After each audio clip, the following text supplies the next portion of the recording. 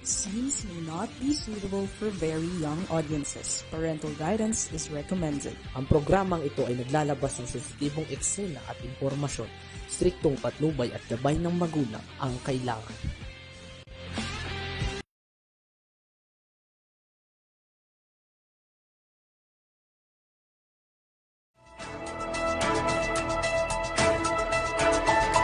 Okay, isang magandang araw.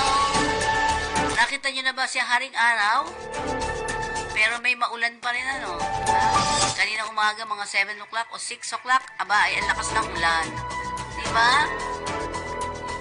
Ingat-ingat pa rin po tayo dahil ang ulan at araw pinagsama, sakit ang aabutin natin. Diba?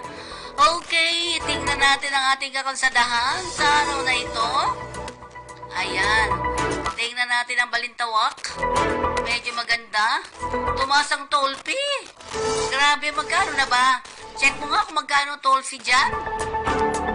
Mga Pulang Lupa, Mindanao Toll Plaza, San Fernando, yan. Ang Bukawi, passable po lahat. Ayan. At syempre, of course, ang Mekawayan.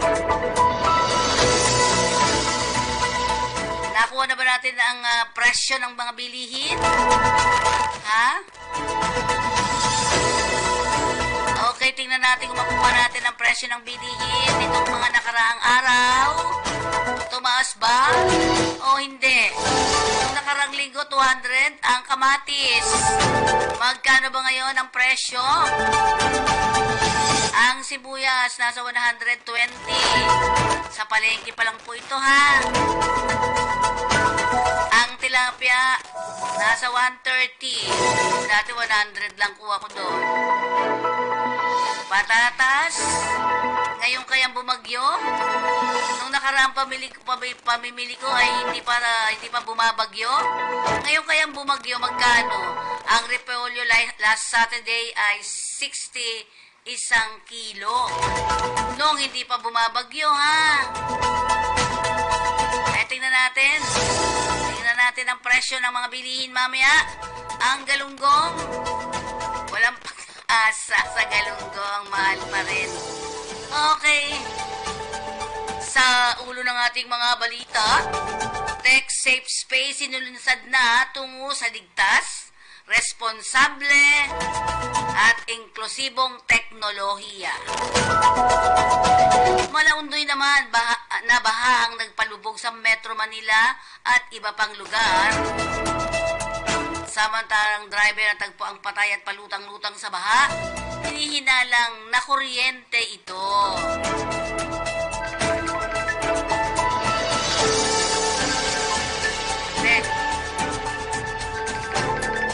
Romualdez tingok sumaklulo sa mga biktima ng bagyong Karina. 21 patay kay Karina at Habagat. Pangulong Marcos maging responsable sa pagtapon ng basura. Tanker may kargang 1.4 milyong litro ng langis lubog sa Bataan. Karina nakalabas na ng Pilipinas. Safe na ba? Bago tayo magdire-diretso, tayo muna ay magpaalala mula sa ating himpilan para sa ating ulat panahon.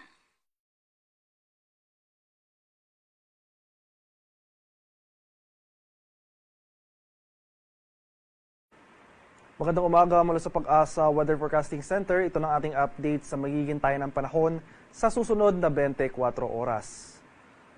Makikita dito sa ating latest satellite images itong mga kaulapan sa northwest portion ng ating bansa. Ito yung mga kaulapan associated pa rin kay Severe Tropical Storm Gaimi na dating ang si Bagyong Karina nung nasa loob pa ng ating PAR. Itong si Gaimi ay huling namataan sa layong 615 kilometers north-northwest ng Itbayat, Batanes. Nasa labas na ito ng ating Philippine Area of Responsibility. Isa itong severe tropical storm na may taglay na lakas ng hangin na malapit sa gitna na umaabot sa 95 km per hour at pagbugso na umaabot sa 160 km per hour. Patuloy itong gumagala westward sa bilis sa 15 km per hour at itong bagyong ito ay wala ng direktang epekto sa anumang bahagi ng ating bansa. Gayunpaman, itong southwest monsoon na yung hanging habagat ay patuloy na iiral sa malaking bahagi ng Luzon at ng Visayas. Kaya buong Luzon makakaranas pa rin tayo ngayong araw ng maulap at may mga kalat-kalat na pag-ulan, pagkulog at pagkidlat. Pinakamaapektuhan ng hanging habagat itong kanlurang bahagi ng Luzon, particularly dito sa areas ng western section ng Northern Luzon. Samantala, may mga pabugso-bugsong pag-ulan sa nalalabing bahagi ng Central Luzon at mas maliwanag sa panahon na ating inaasahan sa Visayas at sa Mindanao. Makahanda pa rin tayo pero sa mga tsansa ng isolated rain showers or localized thunderstorms. At sa kasalukuyan, may binabantayan na rin tayong low pressure area sa loob ng ating Philippine Area of Responsibility. Kaninang 3 a.m., huli itong namataan sa layong 1,035 kilometers silangan ng southeastern Mindanao. Maliit pa naman yung tsansa ng nasabing low pressure area na maging isang ganap na bagyo within the next 24 to 48 hours. Ngunit inaasahan natin na posible itong gumalaw sa mga susunod na araw pahilagang kanluran at mananatiling malayo naman sa ating bansa. Gayunpaman, inaasahan natin na itong LPA posible magdulot ng mga kaulapan sa mga susunod na araw, possibly starting Sunday sa eastern section ng ating bansa. So itong mga areas ng Kabikulan, Eastern Visayas at eastern section ng Mindanao sa mga susunod na araw, over Sunday at sa early next week, makakaranas po tayo ng mataas na tsansa ng kaulapan at mga kalat-kalat na pag-ulan. So generally, eastern section ng ating bansa magiging mas maulap at maulan sa mga sunod na araw, samantalang improving weather conditions na ating inaasahan dito sa western section ng Pilipinas. So yung mga area sa dating inulan ng habagat ng mga nakarang araw, posible na tayong makaranas ng mas maaliwalas na panahon over the weekend. Gayunpaman, since may mga naitala nga tayong mga malawakang pagbaha noong nakarang araw, kung makakaranas man tayo ng mga isolated na pag-ulan na dulot ng thunderstorms, nananatiling mataas pa rin yung tsansa ng mga pagbaha at pagguho ng lupa. At para naman sa magiging lagay ng ating panahon ngayong araw dito sa Luzon, dahil sa epekto ng habagat, asahan pa rin natin itong mga monsoon rains. Ito yung mga tuloy-tuloy at malalakas na buhos ng ulan sa buong Ilocos Region, sa area ng Batanes at Babuyan Islands. Occasional rains naman ay yung mga pabugso-bugsong pag-ulan ang posibleng maranasan. Dulot niya ng habagat sa areas ng Zambales, Bataan at sa area rin ng Bulacan at Pampanga. Maulap na kalangitan na may mga kalat-kalat na pag-ulan, pakulog at pagkilat ang ating mararanasan sa nalalabing bahagi ng Luzon. At maximum temperature forecast natin sa Lawag ngayong araw, posibleng umabot ng 30 degrees Celsius. 22 degrees naman sa Baguio at 32 degrees Celsius sa Tuguegarao. Maximum temperature forecast para sa Metro Manila ngayong araw, posibleng umabot ng 32 degrees Celsius. 29 degrees naman sa Tagaytay at 32 degrees Celsius sa bahagi ng Legazpi City. So sa mga areas ng Ilocos Region at extreme Northern Luzon, maghanda pa rin po tayo sa mga banta ng flash floods at landslides dahil ito yung mga areas na pinaka-naapektuhan ng habagat ngayong araw. Sa bahagi naman ng Palawan, Visayas at Mindanao, itong Palawan dahil sa habagat, makakaranas tayo ng maulap na kalangitan na may mga kalat-kalat na pag-ulan, pagkulog at pagkilat. Samantala, mas maliwanag sa panahon sa areas ng Visayas at Mindanao, ngunit handa pa rin tayo sa mga tsansa ng isolated na pag-ulan na dulot ng localized thunderstorms. Maximum temperature forecast para sa Kalayaan Islands ngayong araw, posibleng umabot ng 33 degrees Celsius. 32 degrees naman sa area ng Puerto Princesa City, 32 degrees Celsius sa bahagi ng Iloilo City, at 32 degrees Celsius sa Cebu City. Maximum temperature forecast para sa Tacloban ngayong araw, posibleng umabot ng 33 degrees Celsius. At 33 degrees rin sa areas ng Cagayan de Oro, Davao at Zamboanga. At sa kalagayan naman ating karagatan, sa kasalukuyan, may nakataas pa rin tayong gale warning sa ilang dagat baybay ng ating bansa. Sa mga bahagi ng sa mga area ng Batanes, Northern Coast ng Cagayan, kabilang na dyan ang Babuyan Islands, Ilocos Norte, Ilocos Sur, La Union at Pangasinan, may gale warning po tayong nakataas sa mga lugar na ito. Kaya kung maaari ay huwag po muna tayong pamalaot dahil patuloy tayong makakaranas ng maalon hanggang sa napakaalong karagatan na dala ng hanging habagat. At sa nalalabing bahagi ng ating bansa, iba yung pag-iingat pa rin dahil moderate to rough sea conditions, katamtaman ng kasamaalong karagatan naman ang ating posibleng maranasan. Ang haring araw dito sa Kamaynilaan ay sisikat ng 5:38 ng umaga at tulubok sa ganap na 6:27 ng hapon. At para sa karagdagang impormasyon tungkol sa ulat panahon, lalong-lalo na sa mga rainfall or thunderstorm advisories na posibleng i-issue ng ating Pag-asa Regional Center sa ating mga lokalidad, ay follow kami sa aming social media accounts at DUST_Pag-asa. Mag-subscribe rin kayo sa aming YouTube channel sa DUST Pag-asa Weather Report at palagi bisitahin ang aming official website sa pag-asa.ust.gov.ph. At yan lang pong latest mula dito sa Pag-asa Weather Forecasting Center Magandang umaga sa ating lahat. Ako po si Dan Villamin nag-uulat.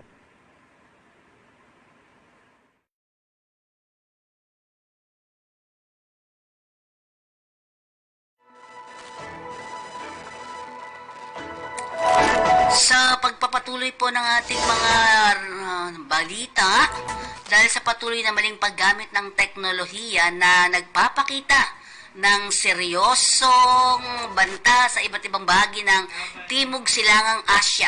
Sa nakalipas na taon, inilunsad ng United Nations Office on Drug and Cybercrime ng yung UNODC ang Tech Safe Space. Ito ang naglalayong isulong ang ligtas na digital environment, itaguyod ang digital inclusion at responsibilidad at pangalagaan ang karapatan ng pangtao.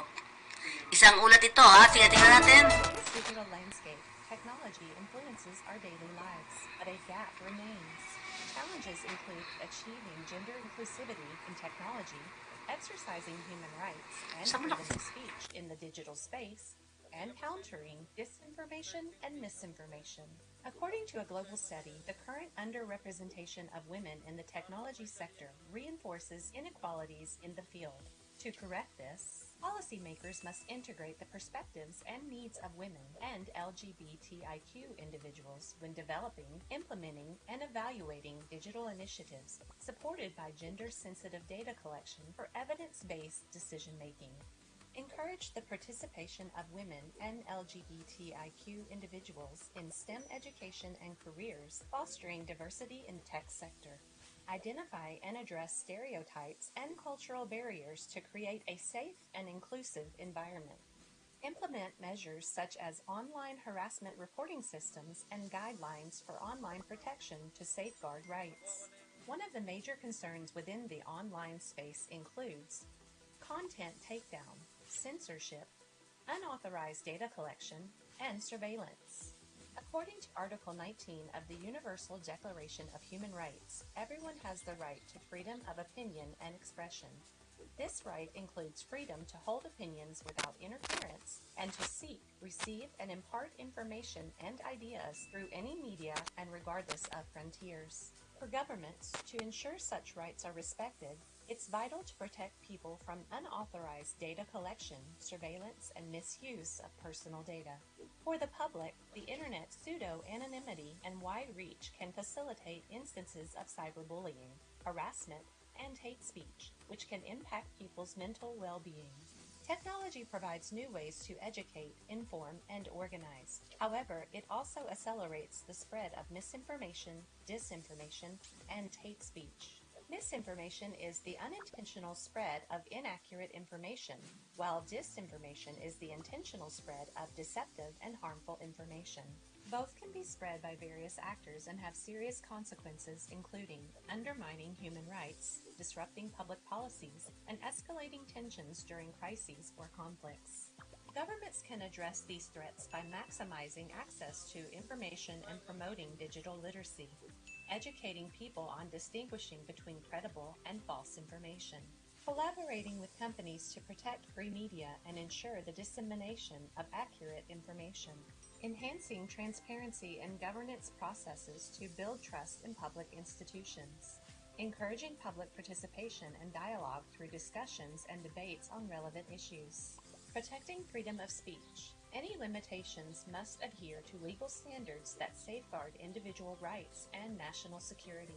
Individuals can also play a role by verifying the credibility of news sources by looking for well-known and trusted organizations and cross-referencing information from multiple sources. Recognizing common themes of misinformation or false claims. Being wary of biased language, lack of context, or stereotypes. Even well-intentioned individuals can unknowingly spread false news.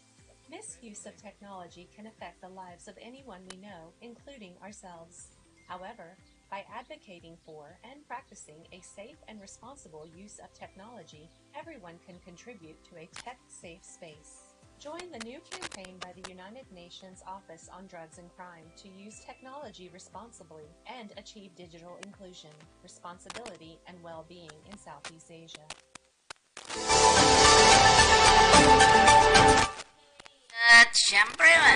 Nagmistulang Waterworld ang malaking bahagi ng Metro Manila sa malaundoy na at malawakang pagbaha dulot ng matinding epekto ng southwest monsoon na pinalala pa ng bagyong Karina.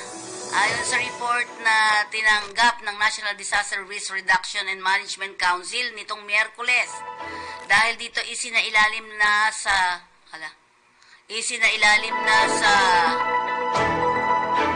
buong Metro Manila ang state of calamity. Matapos na aprubahan ng Metro Manila Council ng recommendation ni Interior and Local Government Secretary Benhur Abalos. Sa ginanap na situation briefing ng Camp Aguinaldo, pinangunahan naman sinabi ni Abalos sa makabubuting isailalim sa state of calamity ang Metro Manila upang mabigyan ng LGU ng access sa mga karagdagang pondo para sa pagtugon sa kalamidad. Kasama na dito ang paglalatag ng price freeze na mga basic goods. Ayon kay Abalos, naglabas na rin ng direktiba sa mga LGU upang mabantayan ang sitwasyon sa ground level. Tumulong na malaking tulong o malaking bahagi ng Metro Manila, kalapit na rin ang mga probinsyang binaha.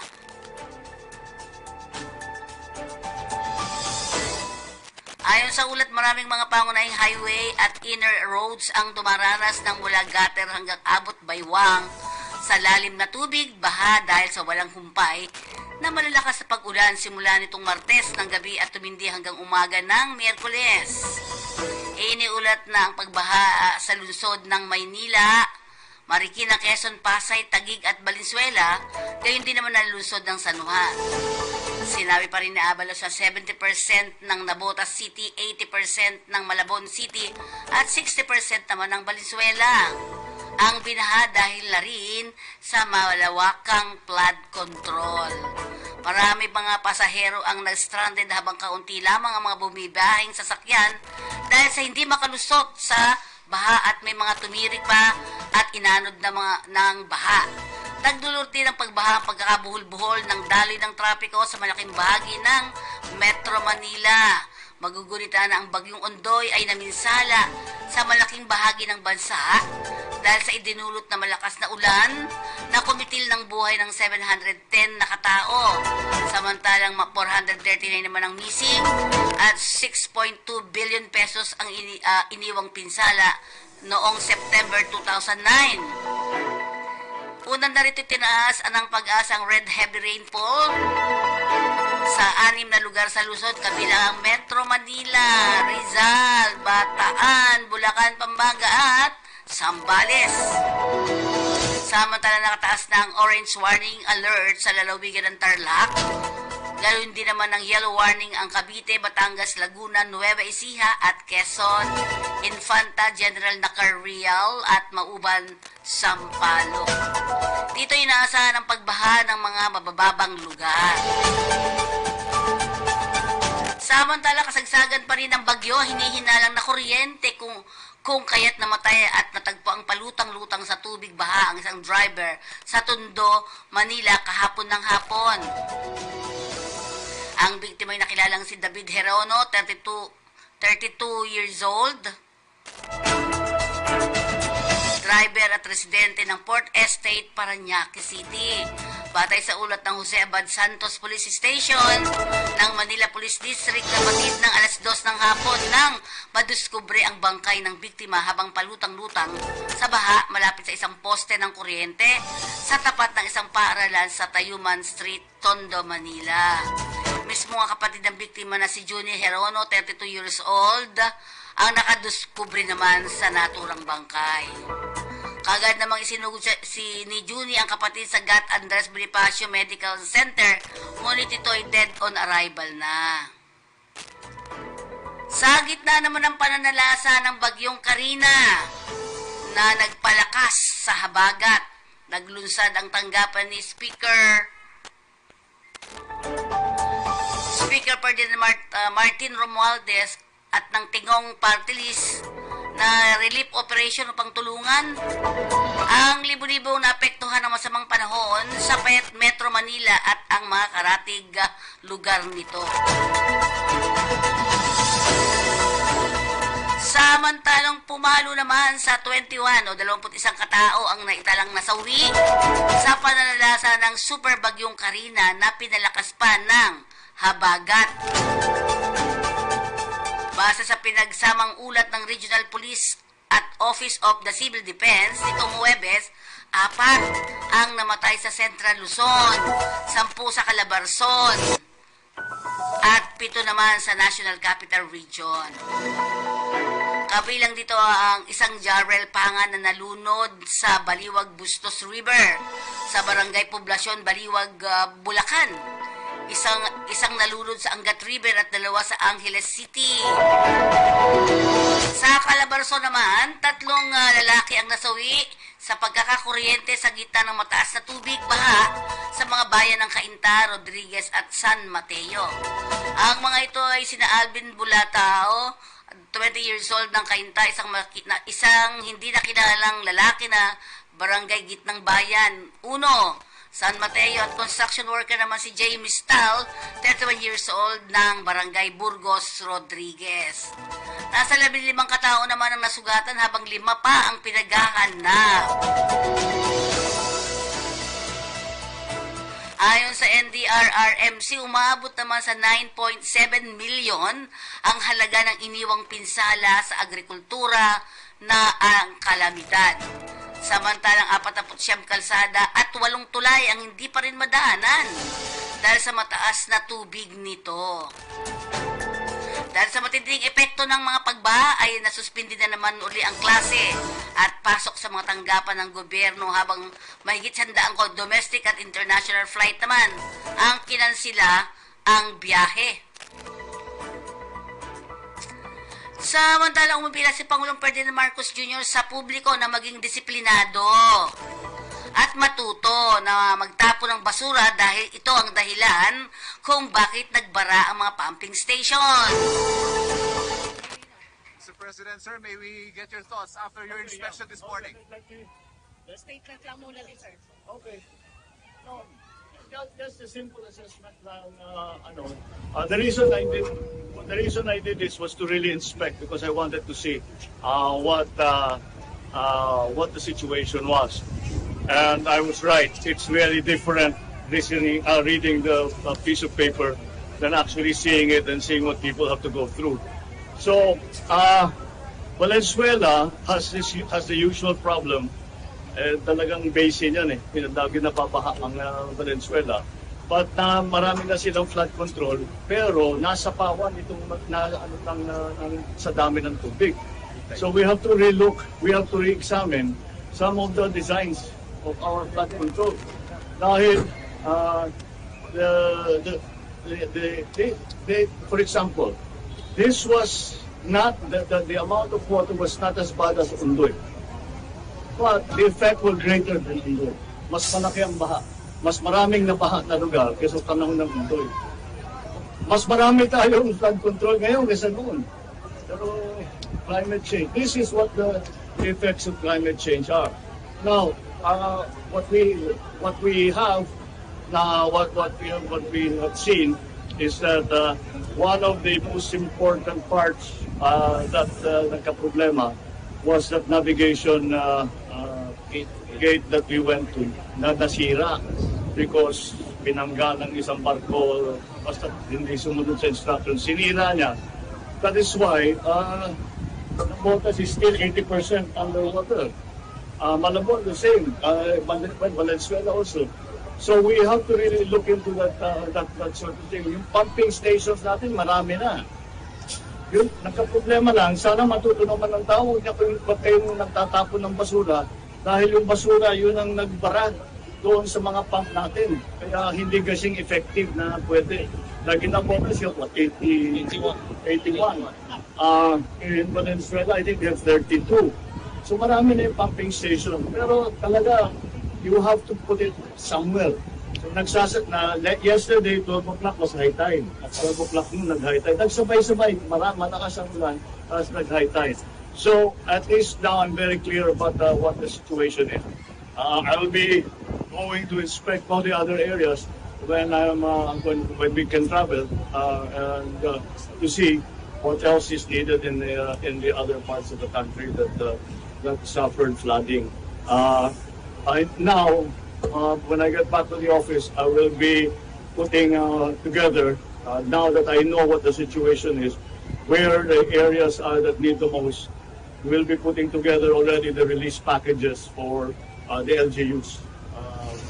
Because here in NCR, not only NCR, in Region 3, in Calabarzon, NCR, marami nang tumawag sa akin kanina umaga pa. So we'll put that all together so that we can go to DBM and tell them to release this already para magamit na ng ating mga local officials.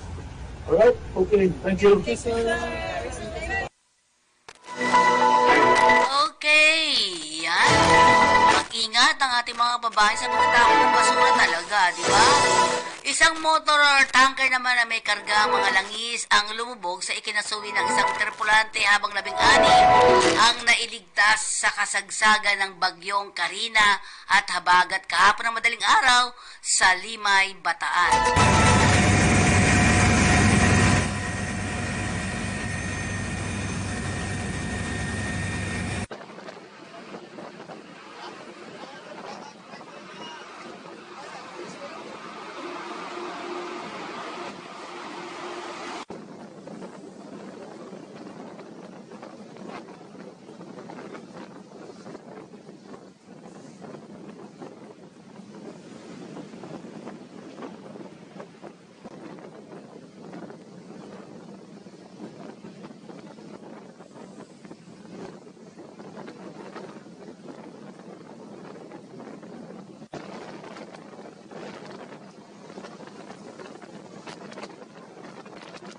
Ayon sa PCG, nagsasagawa na sila ng search and rescue at oil spill response operations sa naturang lugar.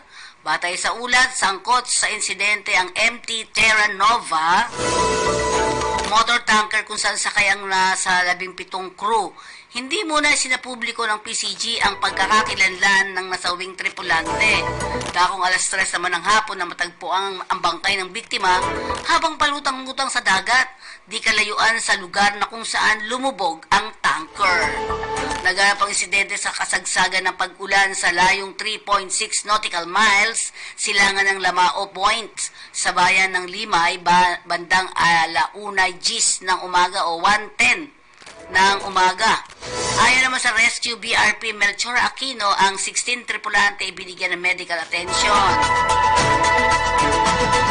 Samantala, pinapa-assess na ni Pangulong Ferdinand Marcos Jr. ang iba't ibang ahensya ng pamahalaan ang epekto ng kalikasan ng oil spill sa baybayin ng Bataan. Kailangan aniya na malaman kung anong coastal areas ang maapektuhan ng oil spill para handa ang gobyerno sa kaukulang tulong at remedyo na sa sitwasyon. Lumalabas naman ng Philippine Area lumabas na ang sa Philippine Area of Responsibility of PAR sa Super Typhoon Karina itong Huwebes ng umaga, pero patuloy pa rin nagbabanta ang pag-ulan dulot ng southwest monsoon o ang habagat na sa kanlurang bahagi ng Luzon hanggang weekend. So may pag-ulan pa rin po, ingat-ingat kayo. Basta sa 5 ngayong umaga, batay sa 5 a.m. bulletin ng Pag-asa na nanatiling nakataas ang Tropical Cyclone Wind Signal number 1 sa Batanes kung saan ang nasa 39 hanggang 61 km per hour ng hangin ay maaari pa rin makapinsala ng mga bahay na gawa sa mahihinang uri ng materyales. Sa Metro Manila naman mararanasan pa rin ang katamtaman hanggang malakas na pagulan dulot ng habagat. Si Karina ay tumawid na sa Taiwan Strait at ang pinal na landfall nito ay sa katimugang silangan ng China. Sa Huwebes o kahapon po hanggang gabi ayon sa Pag-asa. Mag-flash report muna tayo.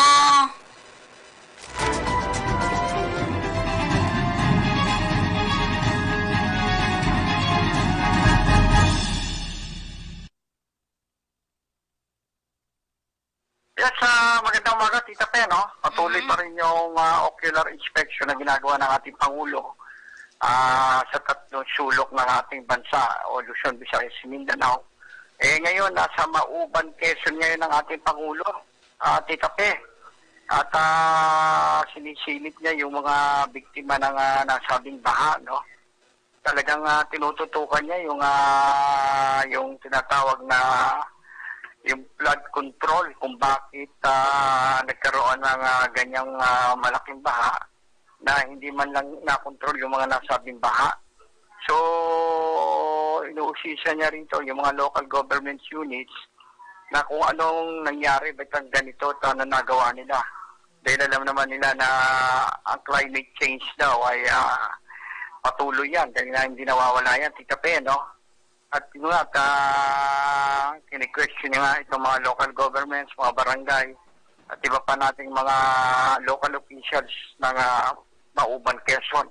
Pero hindi lang yan, patuloy nga yung ginawa niya, katulad nung Kamanaba, no, kahapon din, talagang iniikutan. Binababaan niya, no, Tita Pe, no? At inuusisa niya isa-isa itong mga to para malaman kung anong maitutulong ng ating Pangulo, may dadagdag na tulong para maibsan yung nasabi niya, no, at hindi na maulit yung ganyang pangyayari. Dahil kasi nababahala ating Pangulo sa ating mga kababayan dahil nga sa mga biktima ng baha, may mga namatay, nagkasakit, yung iba ay nalunod dahil nga sa, hindi mo akalain na babaha yung gano'n, Tita Pe, no? Nagsama yung Karina, yung Habagat, Tita Pe. Sobra. Parang ito ay, sabi na yung mga ibang kababayan natin, Malaundoy. baka ito na rin yung sinyalis ng paghuhukom. May mga haka-haka eh. Dahil nga sa pagtatapon ng basura, yung environmental matters. Kaya binabalaan ng Pangulo ang ating mga local officials na bantayan nila yung kanilang mga nasasakupan at medyo disiplinahin nila yung mga kanilang mga kabarangay na huwag magtapon ng basura, no, Tita Pe?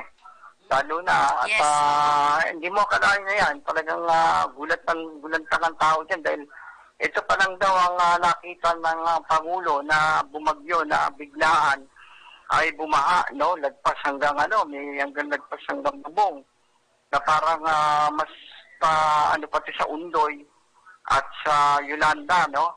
Pero sabi naman ng Pangulo ngayon, nasa Mauban siya, hindi niya pababayaan ang bawat Pilipino dahil sa bagong Pilipinas at Maharlika at kanyang tutulungan ito sa pamagitan ng ayuda, gamot at iba pa. At sabi naman niya ngayon sa Mauban, Quezon, hindi lang yan ang kanyang iniikutan, kundi buong Luzon, Visayas at Mindanao. Para sa Kampiyon 9, July Pudok, reporting. Yan. At syempre sa pagpapatuloy pa rin ng ating flash report, ating tutukan naman ang trabahong ginagampanan naman ng ating si Jeff.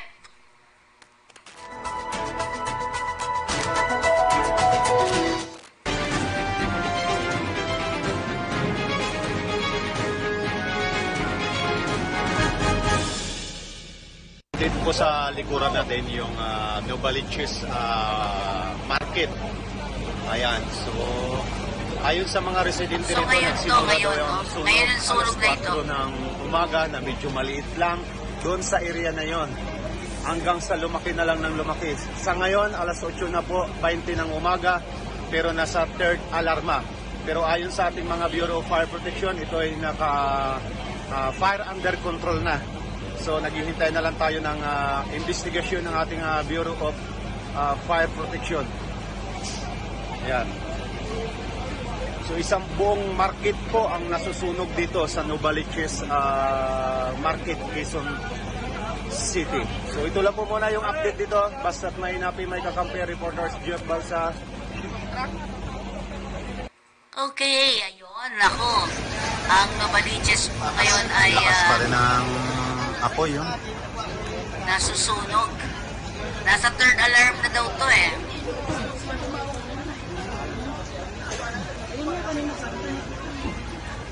Pati sa looban, ayan yung looban. Apoy dun sa looban mismo.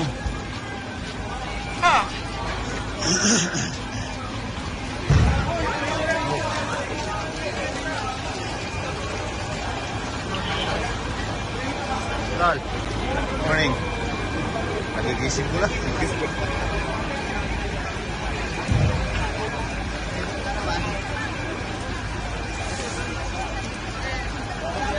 Hi, ma'am. Good morning.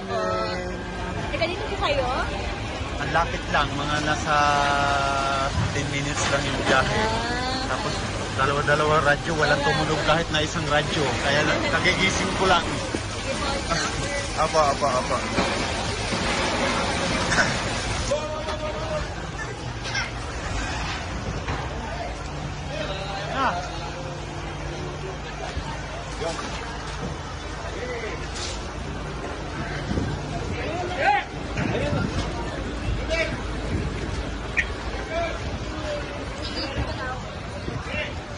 So napakaraming mga nadamay.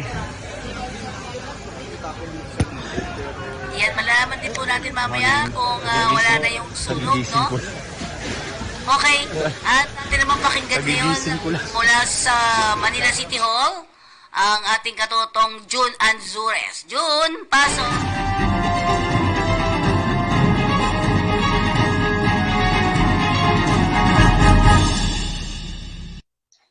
Yes, pinasalamatan at pinuri ni Manila Mayor Hani Lacuna si Pangulong Ferdinand Marcos Jr. sa kanyang State of the Nation address dahil ilan sa mga aspeto nito tugma sa kanyang tuloy-tuloy na mga programa sa mga residente ng kabisera ng bansa. The emphasis of the President on public employment service offices and purpose and program for seniors and persons with disability indeed mirror our goal and vision for all Manileños ayon sa Kahil Lacuna. Ang pahayag ng Pangulo na layuning palakasin ang mga lubhang mahalaga dahil ilang ng nais ay mabago at umunlad ang pang-araw-araw na buhay ng mga Pilipino kabilang ang mga Manileños. We look forward to the corresponding national laws, national budget, and an increase in the national tax allocation share of Manila so that we can do more and carry out all our program geared towards in magnificent Manila in 2030 ayon kay Lacuna. Samantala, nakatakda ding ipahayag ni Lacuna ang kanyang ikalawang State of the City address sa Martes, July 30, 2024.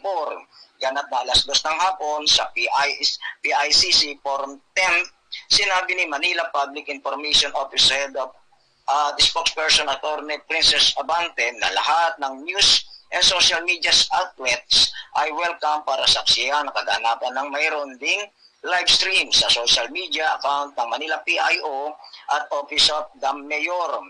Yung kay Abante, kailangan ilipat nila ang venue na soka ng alkalde upang ma-accommodate ang mga inaasahang dadalo na tinatayang aabot sa 1,000. Sa kanyang address, inaasahang ilalatag ni Lacuna ang iba't ibang accomplishment at plano para sa Maynila. Mula sa lungsod ng Maynila, ito si Katotong June Anzures nag-uulat sa Balitang Halian, Kakampi Online. At sa pagpapatuloy pa rin natin sa ating flash report, nakuha natin ang Brigada Eskwela na dinaluhan din naman itong si ating kasama katotong si Jeff Balsa. Nasa sa Uyo Elementary School tayo. Ngayon tinuloy yung Brigada Eskwela dahil sa 2 araw tayong hinampas ng bagyong Karina. Kaya ngayon expected daw ng ating mga estudyante rito sa Sauyo Elementary School is nasa 12,000 student ayon sa ating napagtanungan. Sobrang napakarami po. Kaya ngayon, araw na nagbalik ulit nung matapos yung bagyo. Ito, ganito na po karami yung mga kabataan, ganito na po karami yung mga tao na nandito po sa Sauyo Elementary School. Isa po ito sa pinakamalaki na eskwelahan dito sa Quezon City. So ito lang po muna ang update dito sa Brigada Eskwela Quezon City. Basta't may hinapi, may kakampi, reporters Jeff Balza. Ito naman kay Consi Vic Bernardo, yung champurado. Tapos ito naman kay Ma'am Consular Kristen Matias ng 6th District of Quezon City. Sa kanya naman yung supas. Yan. At syempre, may mga balita pa tayo. Trabaho patrol. Okay, magpaalala muna tayo mula sa ating himpilan. Sa buhay nga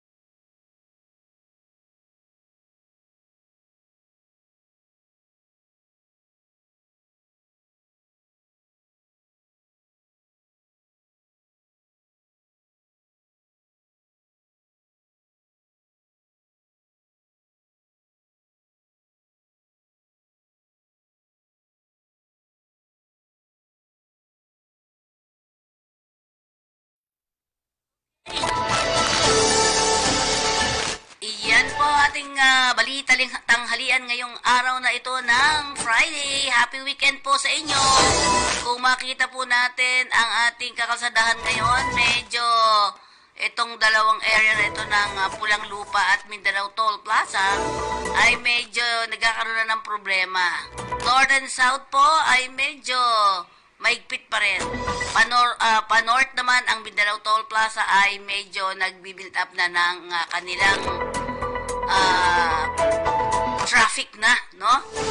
Okay, ito po yung lingkod Fe Nicodemus dito sa ating balitang halian. Ako po yung lingkod Fe Nicodemus, nagpapaalam po sa inyo. Bye-bye po.